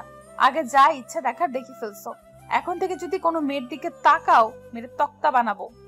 এটা বলে হাসতে হাসতে চলে গেল। রিয়া চলে যেতেই আরোহী এসে আমার পাশে দাঁড়ালো। দেখা শেষ স্যার। চুপ করো, আর আমি কাউকে দেখতেছি না, চলো। দেখতেছি তো। আমি অফিসে গেলাম। এরপর অফিসের পিয়নকে বলে ঘরের জন্য একটা কাজের মেয়ে আর একটা বাড়ি দারোয়ান ঠিক করলাম।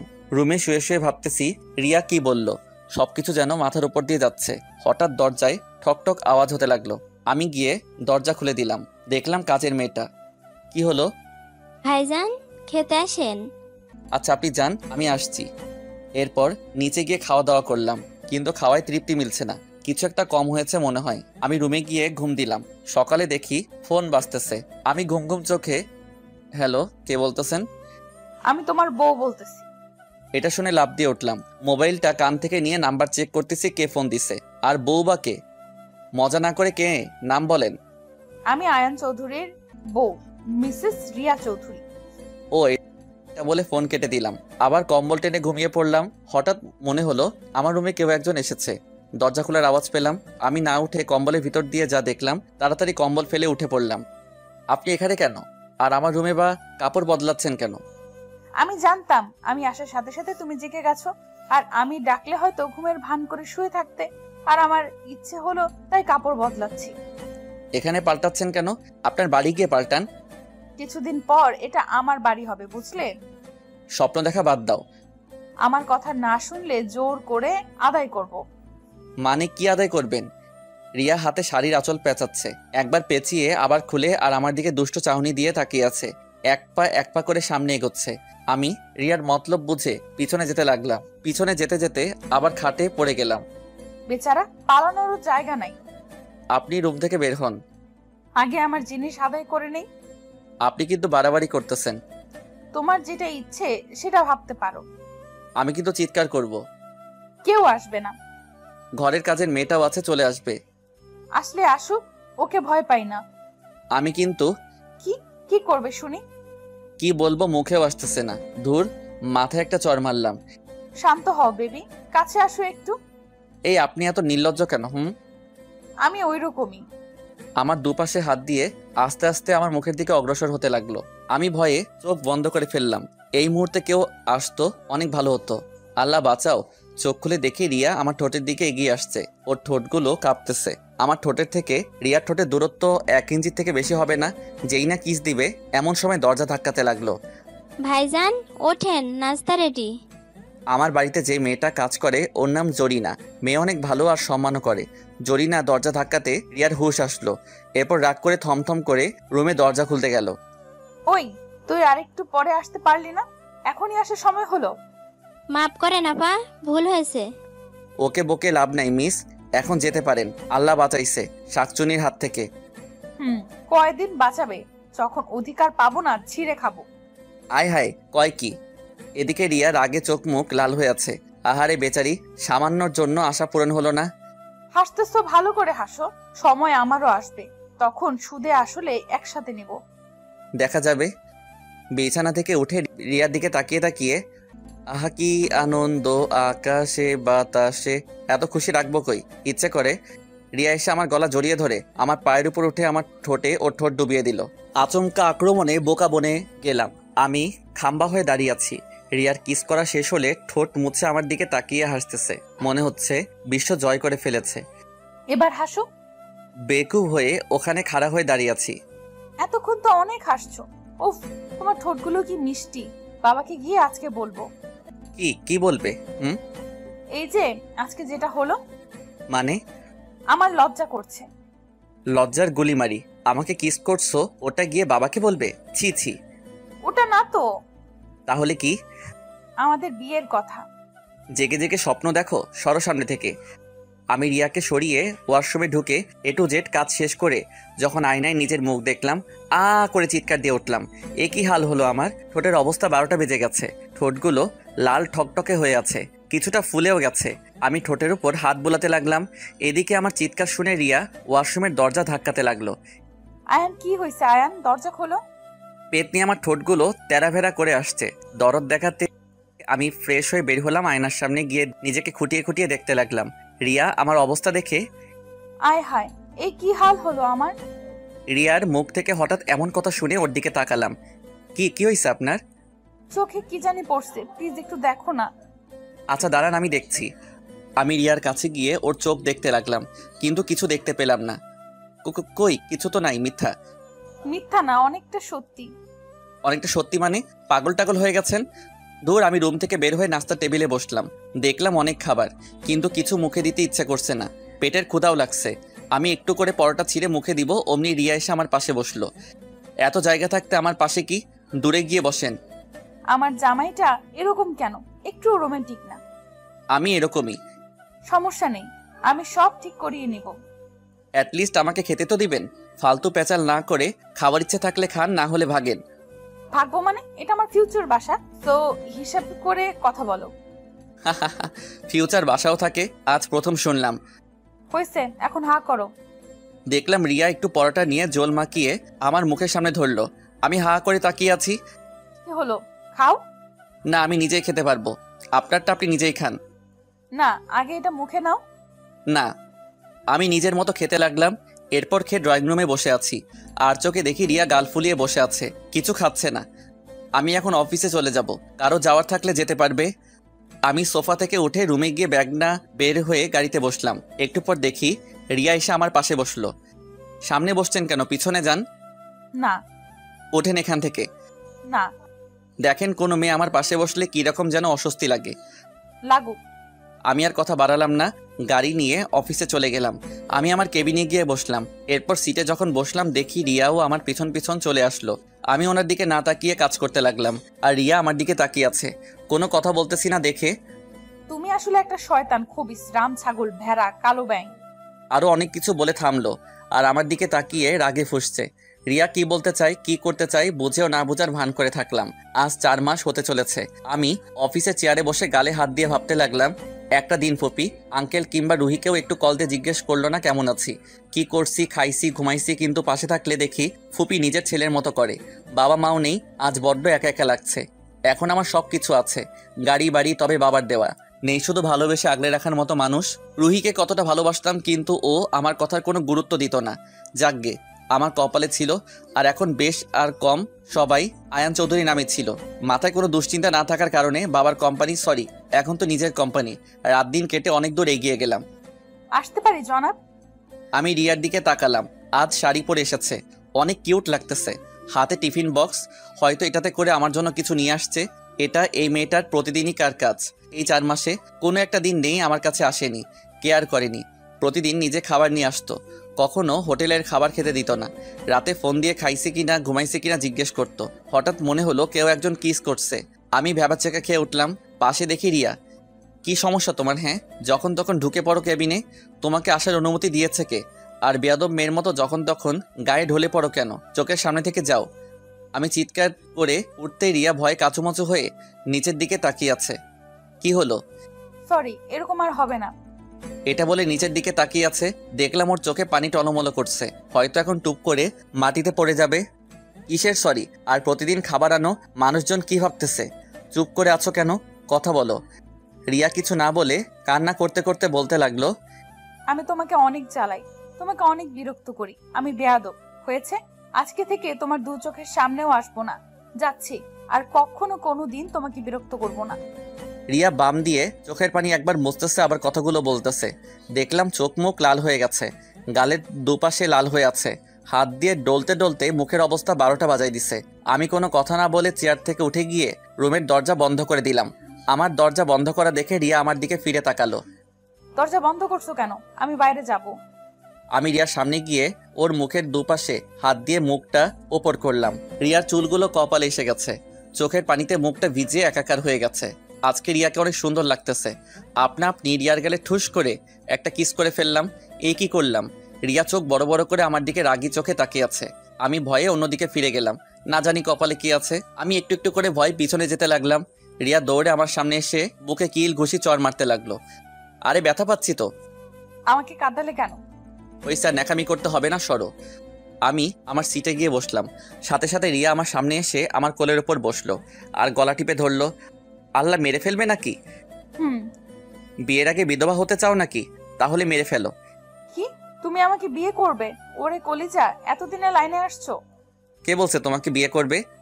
আমার জানুটা। তোমার জানু কে আবার? এই যে এখন যাকে জড়িয়ে ধরে আছি।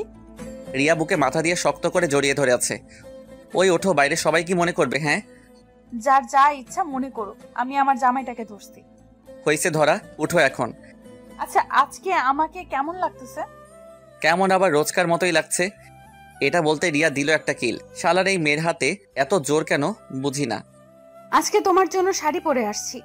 ও, ওর দিকে তাকিয়ে দেখি কোমর থেকে কাপড় সরে গেছে।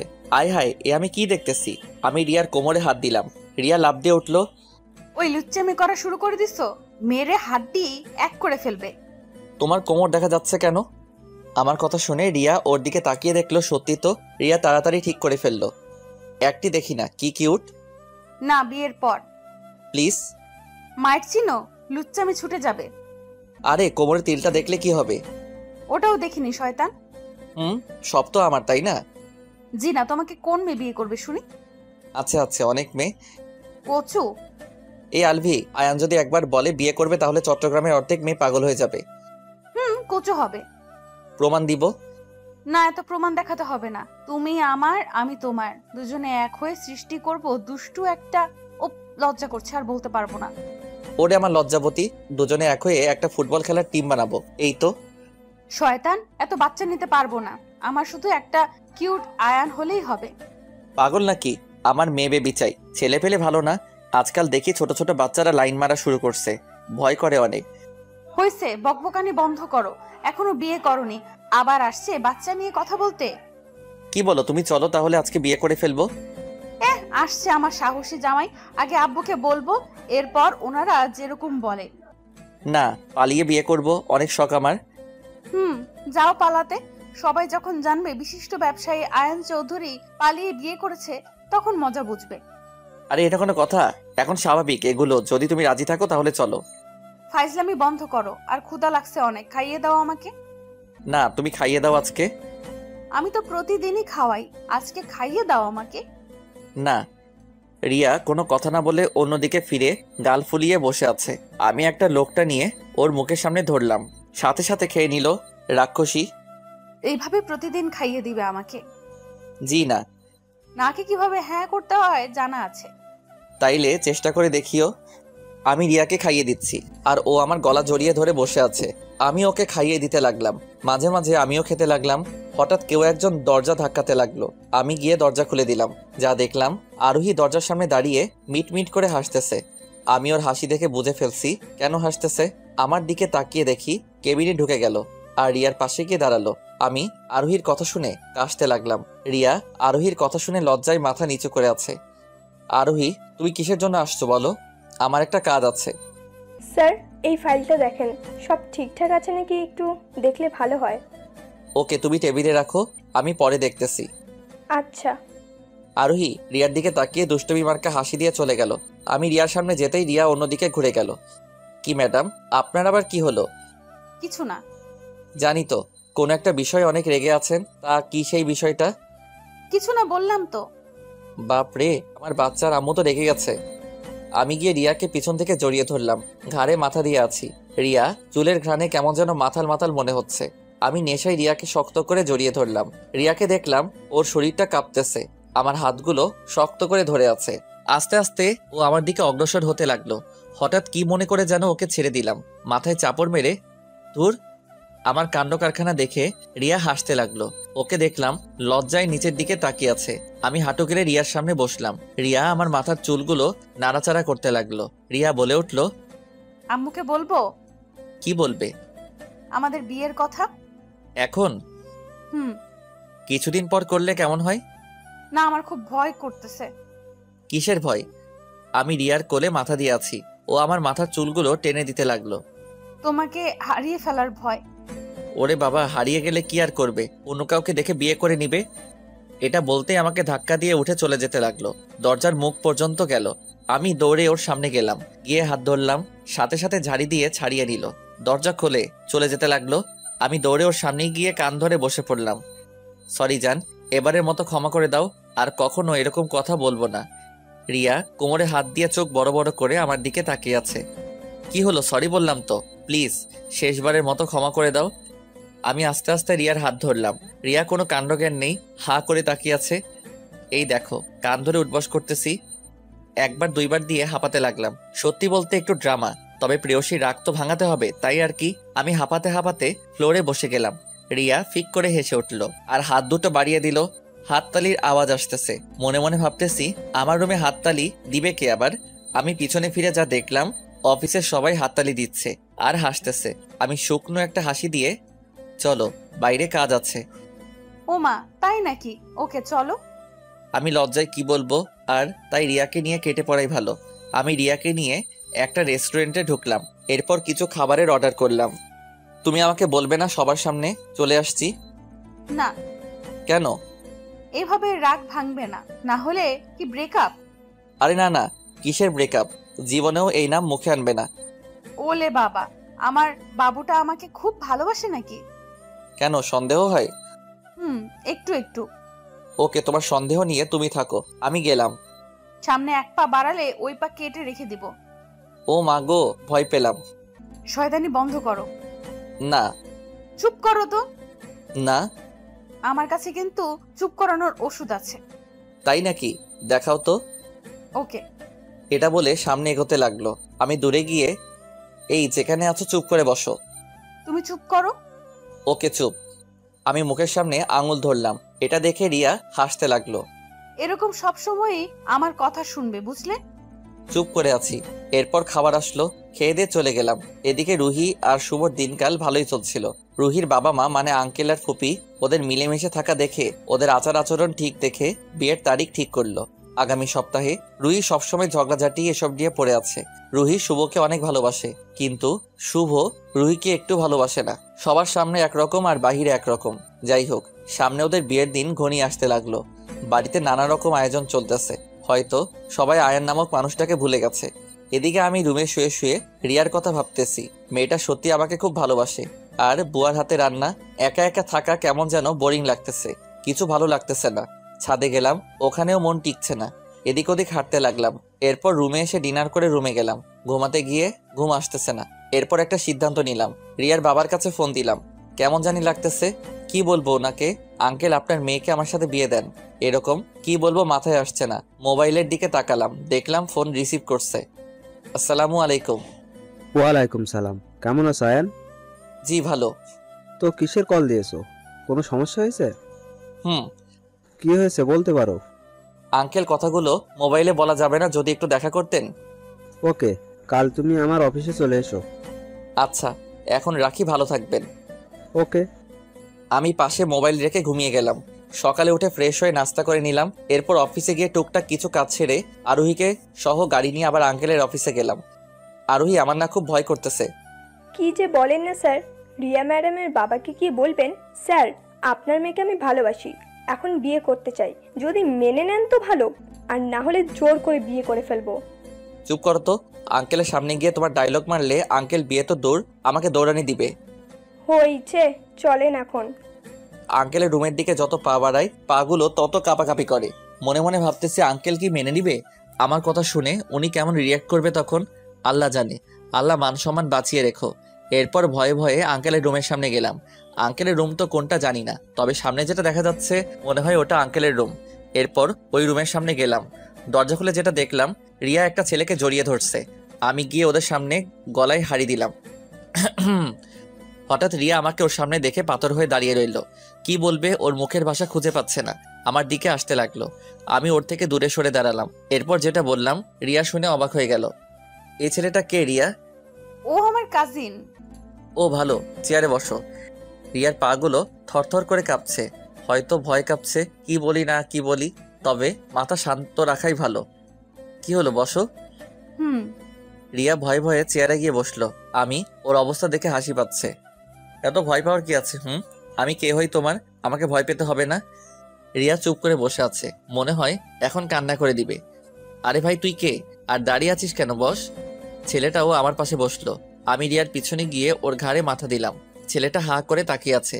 রিয়া কি বলবে ভেবে পাচ্ছে না। রিয়া, আমি কে ছেলেটাকে বলছো? না না না।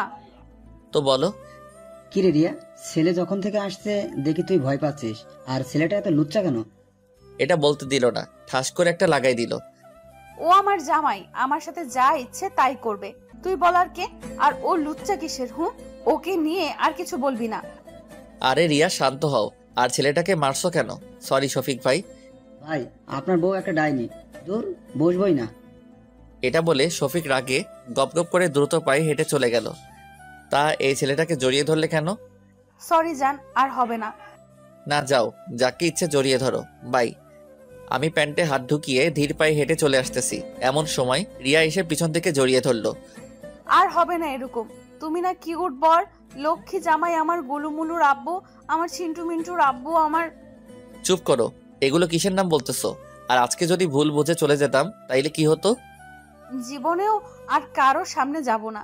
তুমি না বলা অবধি কোনো ছেলের সাথে কথা বলবো না, কোথাও যাব না, কোনো ছেলেকে আর জড়িয়েও ধরবো না। তোমার লক্ষ্মী বউ হয়ে তোমার সব কথা শুনবো।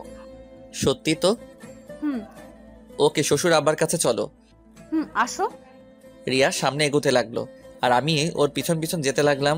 রিয়া কিছু দূর গিয়ে পিছনে দেখতে লাগলো আমি আসতেছে কিনা। রিয়া সামনে একটা রুমে ঢুকলো, আমি ওর সাথে ঢুকলাম। আসসালামু আলাইকুম। ওয়ালাইকুম সালাম। কেমন আছেন? জি ভালো, আপনি? ভালো।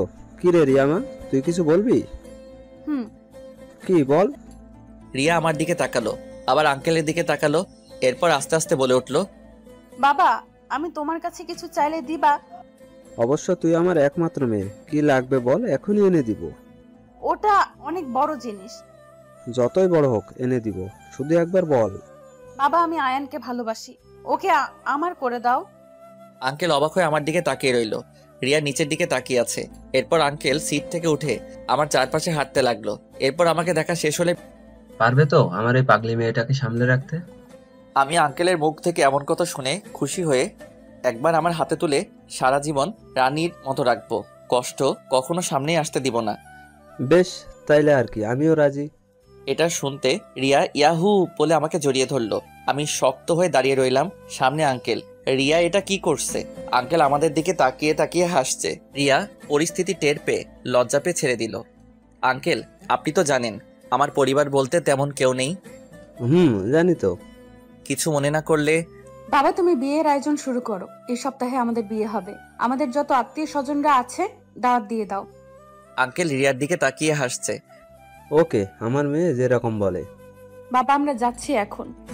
রিয়া আমাকে নিয়ে চলে আসতে লাগলো। এমন সময় আঙ্কেল আবার ডাক দিল, কাল রাতে ফোন দিয়েছিলে, আর কি বলবে বলেছিলে? একটু আগে যেটার কথা হয়েছিল ওটার জন্য। আমার মেয়ে বলেছে তাই রাজি হলাম, তুমি বললে কিন্তু রাজি হতাম না। কি তুমি আমাদের বিয়ের কথা বলতে আসছিলে? হয়েছে, চলো ভিতর ডিম।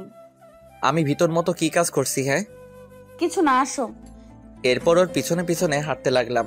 আজ আমাদের বিয়ে হয়ে গেছে। রিয়া বাসর ঘরে বসে আছে। রিয়াকে নিয়ে আসার সময় সে কি কান্না! আল্লাহ, সারাটা পথ কান্না করেছে। আমি ছাদে কিছুক্ষণ হেঁটে আস্তে আস্তে রুমের দিকে যেতে লাগলাম। অবশ্য এতক্ষণ অনেক ভাবিরা এসে ডেকে গেছে। আমি ভয়ে ভয়ে রুমে ঢুকলাম।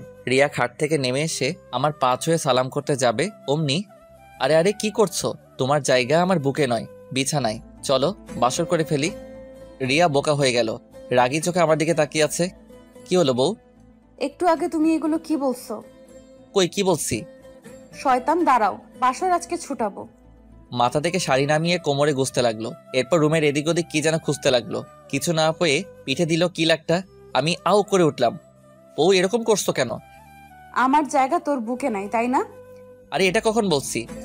তোর বুকে আমার জায়গা না থাকলে কাউকে থাকতে দেব না। আমাকে উড়াধরা মারতে লাগলো। আমি আর না পেরে রিয়াকে শক্ত করে জড়িয়ে ধরলাম।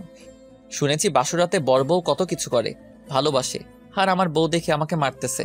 এটা শুনলে আমার মান ইজ্জত থাকবে? শান্ত হও জান। না, শান্ত হতে চাই না।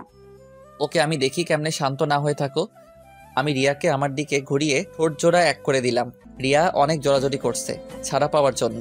এরপর আর না পেরে আমার সাথে তাল মিলাতে লাগলো। আস্তে আস্তে দুজনে গভীর ভালোবাসার সমুদ্রে ডুব দিলাম। রিয়া গোসল করে এসে দেখলো আমি এখনো ঘুমাচ্ছি। এরপর আমার মুখের সামনে বসে খুঁটিয়ে খুঁটিয়ে দেখতে লাগলো। রিয়ার মাথায় দুষ্ট বুদ্ধি আসলো, আমার নাক চেপে ধরলো।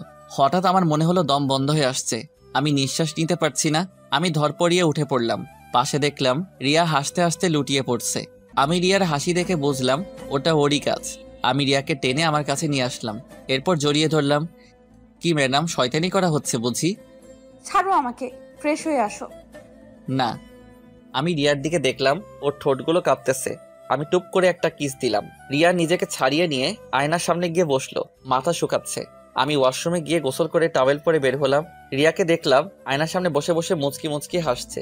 আমি গিয়ে পিছন থেকে জড়িয়ে ধরলাম, ওর চুলে নাক ডুবিয়ে দিলাম, গায়ে মাথা দিয়ে আছি। আগে কাপড় পাল্টাও, যাও। না। যেতে বলছি, যাও। না।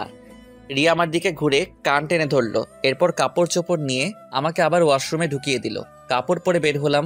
রিয়া শাড়ি পরছে, ওর কোমরের তিলটা দেখা যাচ্ছে। আমি আস্তে আস্তে ওর দিকে এগোতে লাগলাম। ও ওর সামনে গিয়ে দেখি ওর হাতে একটা কাঁচি। আমি ওর দিকে তাকালাম। সবসময় ফাইজলামি, কাছে আসলে একদম কেটে দিব। আমি যখন বলবো আসবে, এর আগে না। পারবো না। আমার কথা না শুনলে কথা নাই, যাও। আমি কে যা আমার কথা শুনবে? ওকে যাও, আসবো না আর। খুশি তো এবার? হুম। আমি দরজা খুলে বের হয়ে গেলাম। এরপর নাস্তার টেবিলে গিয়ে বসলাম। টেবিলে দেখলাম অনেক খাবার। কিছু খাবার মুখে দিলাম, এমন সময় রিয়া এসে আমার কোলে বসলো। উঠো। না, উঠবো না, খাইয়ে দাও আমাকে। বয়ে গেছে আমার, পারবো না। দিবে না? না।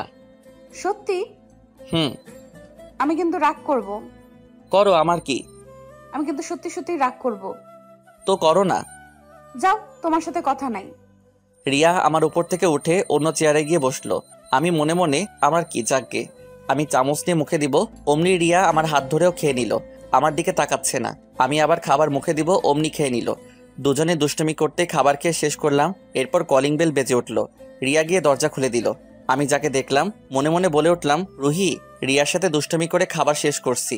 এমন সময় কলিং বেল বেজে উঠল। আমি উঠতে যাব, অমনি রিয়া, তুমি বসো, আমি দেখছি। এরপর রিয়া গিয়ে দরজা খুলে দিল। এরপর যাকে দেখলাম, রুহি রিয়াকে ধাক্কা দিয়ে ঘরে ঢুকে গেল। রিয়া ওখানে চুপ করে দাঁড়িয়ে আছে। হয়তো ভাবতে পারছিল না এমন কিছু হবে। আর এই মেয়েটাই বা কে? এই মেয়ে, আপনি কে? আমাদের বাড়িতে ঢুকেছেন আবার আমাকে ধাক্কা দিয়ে? রুহি চুপ করে সোফার উপর বসে আছে, কোনো কথা বলছে না। কি হলো বলেন, আপনি কে? রিয়া, এদিকে আসো। রিয়া চুপটি করে এসে 2 হাত দিয়ে জড়িয়ে ধরে আমার পাশে বসলো। এটা দেখে রুহি চোখ বড় বড় করে আমার দিকে তাকিয়ে আছে। আয়ান, কে এই মেয়ে? তোকে জড়িয়ে ধরেছে কেন? আমি আমার স্বামীকে জড়িয়ে ধরছি, অন্য কাউকে না। আর আপনি বলার কে? এই মেয়ে, তুই যদি আরেকবার কথা বলিস। রিয়ার দিকে রাগী চোখে তাকিয়ে আছে, মনে হচ্ছে এখনই গিলে খাবে।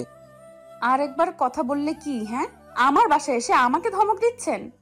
আমি বোকাশোকা হয়ে 2 পেতনির ঝগড়া দেখতেছি। ওই তুই চুপ নাকি? চুপ করবো কেন? রুহি রাগে রিয়ার দিকে আসতে লাগলো। যেই না রিয়ার কাছে আসবে, রুহি তোর সিটে গিয়ে বস, আমি বলছি। এই মেয়েটা যেন আর কথা না বলে, যা বলার তুই বল। আয়ান, আমার কিন্তু রাগ হচ্ছে। একটা অচেনা অজানা মেয়ে এসে আমাকে চুপ করতে বলছে, তুমি কিছু বলো। রুহি রাগে ফায়ার হয়ে এসে রিয়ার চুল ধরলো। একে অপরের সাথে মারামারি লেগে গেছে। একজনে বলছে তোকে আজকে এখানে পুঁতে রেখে দিব, আরেকজনে বলছে তুই আমার বাড়ি এসে আমাকে ধমক দিস, তোকে আজকে খাইছি। আহ, কি মজার না দৃশ্য। পরে কি হচ্ছে বুঝতে পেরে ছুটাতে গিয়ে দেখি দুজনে এক্সপার্ট, কেউ কাউকে ছাড়তেছে না। পরে রাগ করে ঠাস করে একটা রিয়ার গালে চর বসিয়ে দিলাম। একটা থাপ্পড়ে দুজনের ঝগড়া শেষ। রুহি হেসে হেসে সোফাতে গিয়ে বসলো, আর রিয়া আমার দিকে অবাক হয়ে তাকিয়ে আছে। আর ওর চোখ দিয়ে টুপটুপ করে পানি বের হচ্ছে। ওর হাত পাগুলো কাঁপছে, চোখ দুটো লাল হয়ে গেছে। সরি রিয়া, ভুল হয়েছে। কি করে বসছি জানি না। আমি রিয়ার হাত ধরতে গেলে রিয়া ঝাড়ি মেরে দৌড়ে উপরে চলে গেল। হয়তো রুমে গিয়ে এখন কান্না করবে। আমি ধপ করে সোফার উপর বসে পড়লাম, মাথায় হাত দিয়ে বসে আছি। রুহি এরে আমার পাশে বসলে আমি দূরে সরে বসলাম। মেয়েটা কে আয়ান? তুই এখানে কেন আসছিস? মেয়েটা কে? দেখ, তোর কারণে ওকে থাপ্পড় মারছি। প্লিজ এমন কিছু করিস না যাতে আমাদের সংসার ভেঙে যায়। কি সংসার? কিসের সংসার? কার সংসার? রিয়া অবাক হয়ে দাঁড়িয়ে গেল। রুহি, তুই শান্ত হয়ে বস আর আমার কথাগুলো শোন। না, এরকমই বল। একটু আগে যার সাথে ঝগড়া করলি সে হচ্ছে রিয়া, আমার বউ। আর আমাদের বিয়ে হয়েছে কালকে। তুই বিয়ে করেছিস? হুম। আমাদের একটু বলার প্রয়োজন মনে করলি না? তুই নিজেই ঘর থেকে বের করে আবার বলিস তোকে কেন বলিনি। এখানে কেন আসছিস তুই, ওটা বল। তুই আমার সাথে এভাবে কেন কথা বলছিস? কিভাবে বলছি? হ্যাঁ, তুই অনেক পাল্টে গেছিস আয়ান। আমার আগের আয়ান শেষ হয়ে গেছে। রুহি কান্না করতে করতে চলে গেল। ও রুমে গিয়ে দরজা বন্ধ করে দিল। আমি মনে মনে ভাবতেছি কোন জ্বালায় পড়লাম আল্লাহ জানে, সামনে কোন ঝামেলায় পড়ি। আল্লাহ সব ঝামেলা থেকে উদ্ধার করো। আমি আস্তে আস্তে রুমে গেলাম। গিয়ে দেখি রুমের দরজা খোলা। আমি ভয়ে ভয়ে রুমে ঢুকলাম। রিয়াকে দেখলাম বেলকনিতে দাঁড়িয়ে দাঁড়িয়ে কান্না করছে। কিছুক্ষণ পরপর হাতের উল্টো পৃষ্ঠা দিয়ে পানি মুছতেছে। আমি গিয়ে পিছন থেকে জড়িয়ে ধরলাম। বউ, এরকম করো না, আগে আমার কথা শুনো। না, তোর সাথে কোনো কথা নাই, যা আমার চোখের সামনে থেকে। সত্যি চলে যাব? হুম, যা। তোকে যেন আমার চোখের সামনে না দেখি। যাচ্ছি কিন্তু। হুম। আমি যাচ্ছি এবার। রিয়াকে তখনও জড়িয়ে ধরে আছি। রিয়া আমার দিকে ফিরে আমার গলা চেপে ধরলো। তুই অন্য একটা মেয়ের জন্য আমাকে মারলি, তোকে আজ মেরে ফেলবো। তাই নাকি? দেখি মারো, তোমার হাতে মরতেও রাজি আছি। মরার খুব শখ না? শুধু তোমার হাতে। রিয়া আমার গলা চেপে ধরলো। যখন একটু জোরে চেপে ধরলো, মাটিতে লুটিয়ে পড়লাম। রিয়া আমার মাটিতে পড়ে যেতে নিলে আমাকে ধরে ফেললো। এরপর কোনো মতে বিছানায় নিয়ে গিয়ে ফেললো। আমি চোখ বন্ধ করে মরার মতো শুয়ে আছি। রিয়া আমার এই অবস্থা দেখে হাতের পালস চেক করতে লাগলো। এরপর বুকে কান দিয়ে দেখতে লাগলো, হয়তো বুঝতে পেরেছে আমি মরিনি। এরপর পানি এনে একটু করে আমার মুখে মারলো। দেখলো আমি চোখ খুলতেছি না। এটা দেখে রিয়া কান্না করে দিবে এমন অবস্থা হয়ে গেছে। আয়ান ওঠো, কি হয়েছে তোমার? আয়ান, আয়ান। আমার ডাকতে লাগলো আর কান্না করছে। আমার বুকের উপর শুয়ে ফুপিয়ে ফুপিয়ে কান্না করছে। এরপর মনে মনে ভাবলাম আর না কাঁদালেই ভালো। রিয়া আমাকে কতটা ভালোবাসে জানি না, তবে আমার থেকে বেশি ভালোবাসে। আমি রিয়াকে জড়িয়ে ধরলাম। এরপর ওকে নিচে পেলে ওর উপরে উঠে বসলাম। এতক্ষণে বুঝতে পেরেছে আমি ভঙ্গ ধরছি। আমার জানটা অনেক কান্না করছে। দেখি চোখের পানিগুলো মুছে দিতে যাব, এমন সময় রিয়া আমাকে নিচে ফেলে আমার উপর রিয়া উঠে গেল। তুই অনেক ভং ধরতে জানিস, আমাকে অনেক কাঁদাতে জানিস, আমাকে কাঁদানো ছোটাচ্ছি। হঠাৎ রিয়া আমার মুখে কামড় দিয়ে বসলো। এরপর ঠোঁটে অত্যাচার শুরু করলো। রিয়া যেভাবে চুমু দিচ্ছে এগুলো চুমু না, আল্লাহ। এক হাতে বুকে চিমটি দিয়ে ধরছে, অন্য হাত দিয়ে আমাকে ধরে জোরে জোরে চুমু খাচ্ছে। মনে হচ্ছে আজকে আমি শেষ। আল্লাহ, আমার ঠোঁট ছেঁড়াবেড়া বানাই ফেলছে। রিয়া আমার উপর থেকে যখন উঠলো, ঠোঁটে হাত দিয়ে দেখি রক্ত। আমি লাফিয়ে উঠে পড়লাম। এরপর আয়নার সামনে গিয়ে অবাক, আমার গালে রিয়ার দাঁতের ছাপ বসে গেছে, ঠোঁট দিয়ে রক্ত পড়তেছে। আমার মোট কথা আমার মুখের 12টা বাজাই দিছে। রিয়ার দিকে তাকিয়ে দেখে হাসতেছে, মনে হচ্ছে কোনো বিশ্বযুদ্ধ করে বিজয় হয়েছে। আমি গালে হাত দিয়ে রিয়ার কাছে গেলাম। ওলে আমার বাবুলে, দেখি আমার জানের কি হয়েছে। আমার হাতটা গাল থেকে সরিয়ে দেখলো ওর দাঁতের ছাপ বসে গেছে।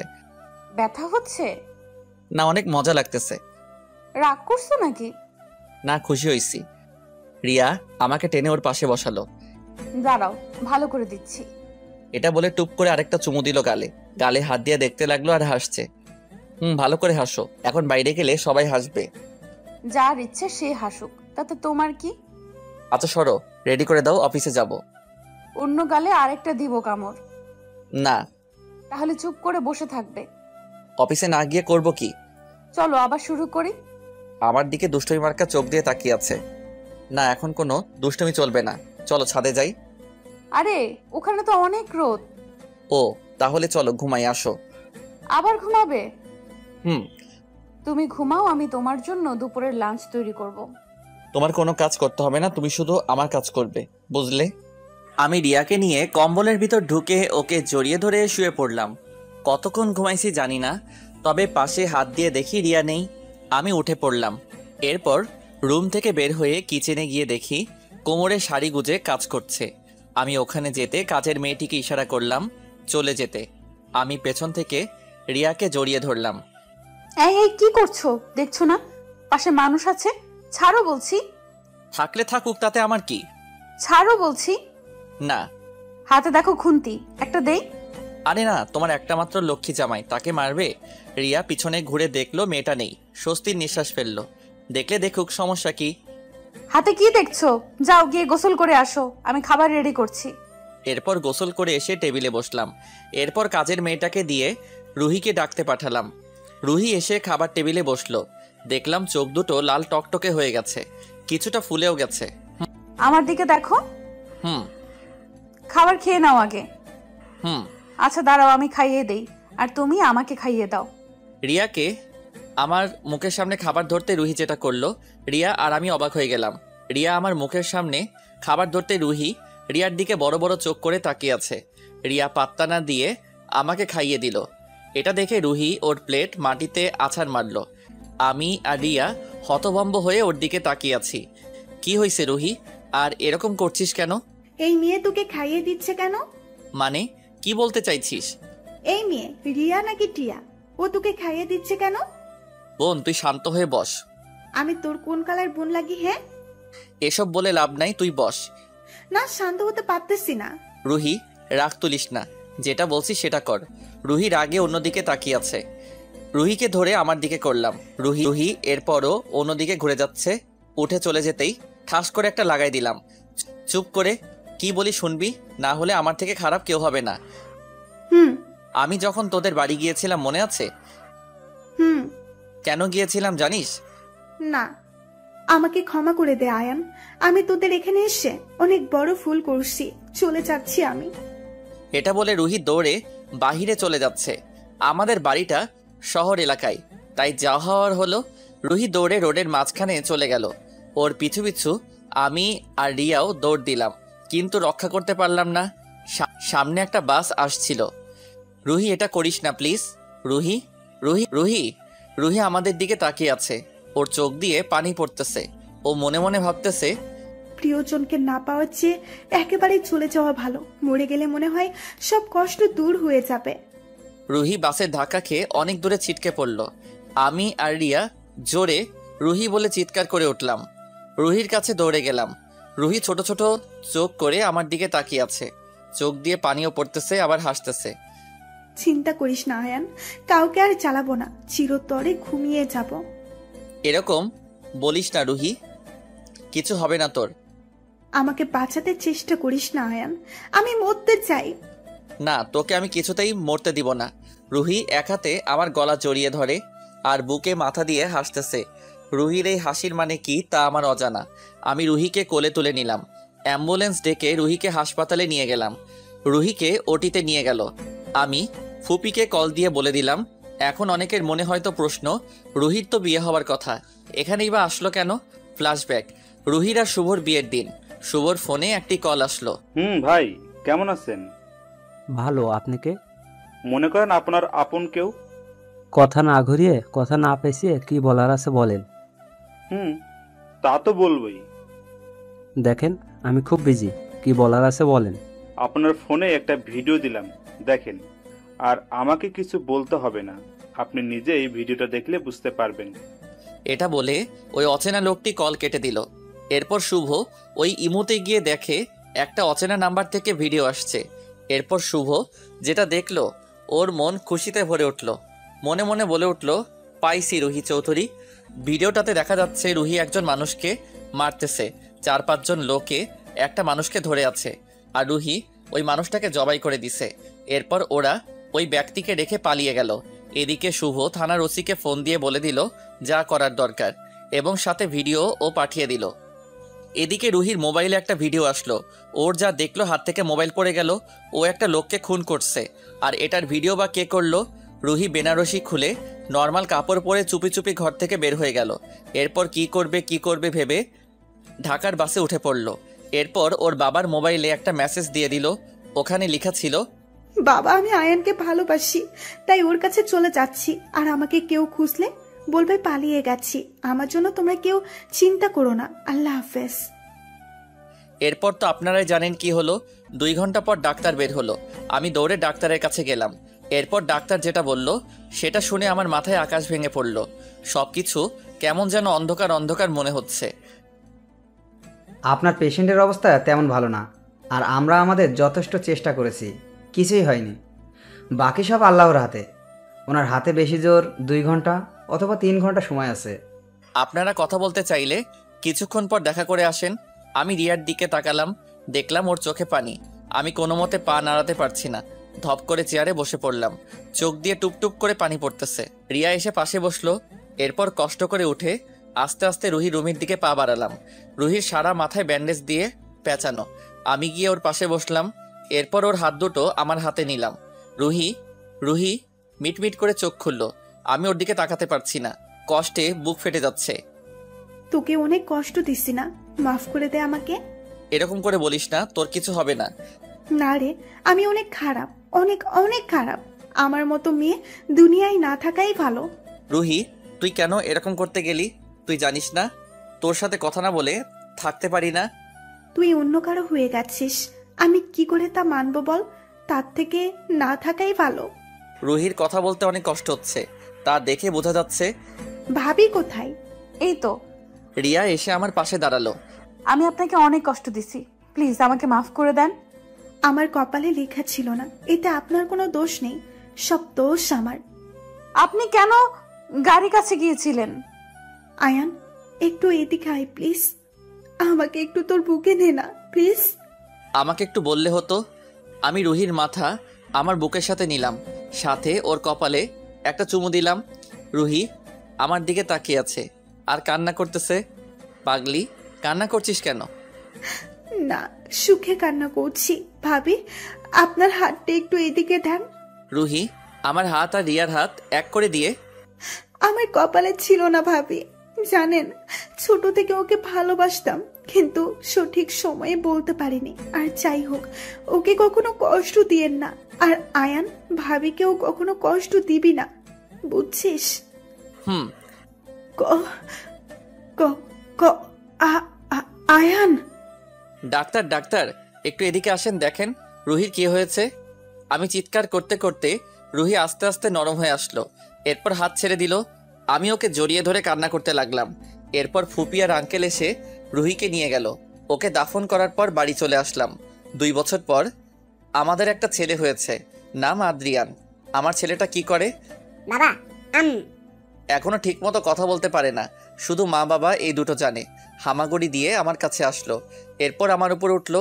আমরা বাবা ছেলে দুষ্টুমি করছি, এমন সময় রিয়া আসলো।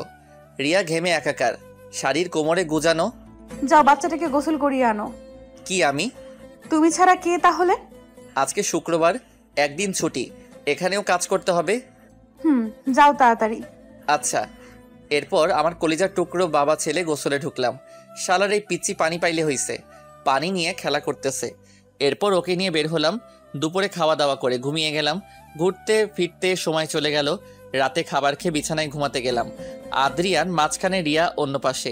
আমি গিয়ে রিয়ার পাশে শুতে যাব, অমনি মায়ের একটাও নিচে পড়বে না, ওদিকে যাও। এরকম করতেছো কেন জান? ফাজলামি করো, যেটা বলছি ওটা করো।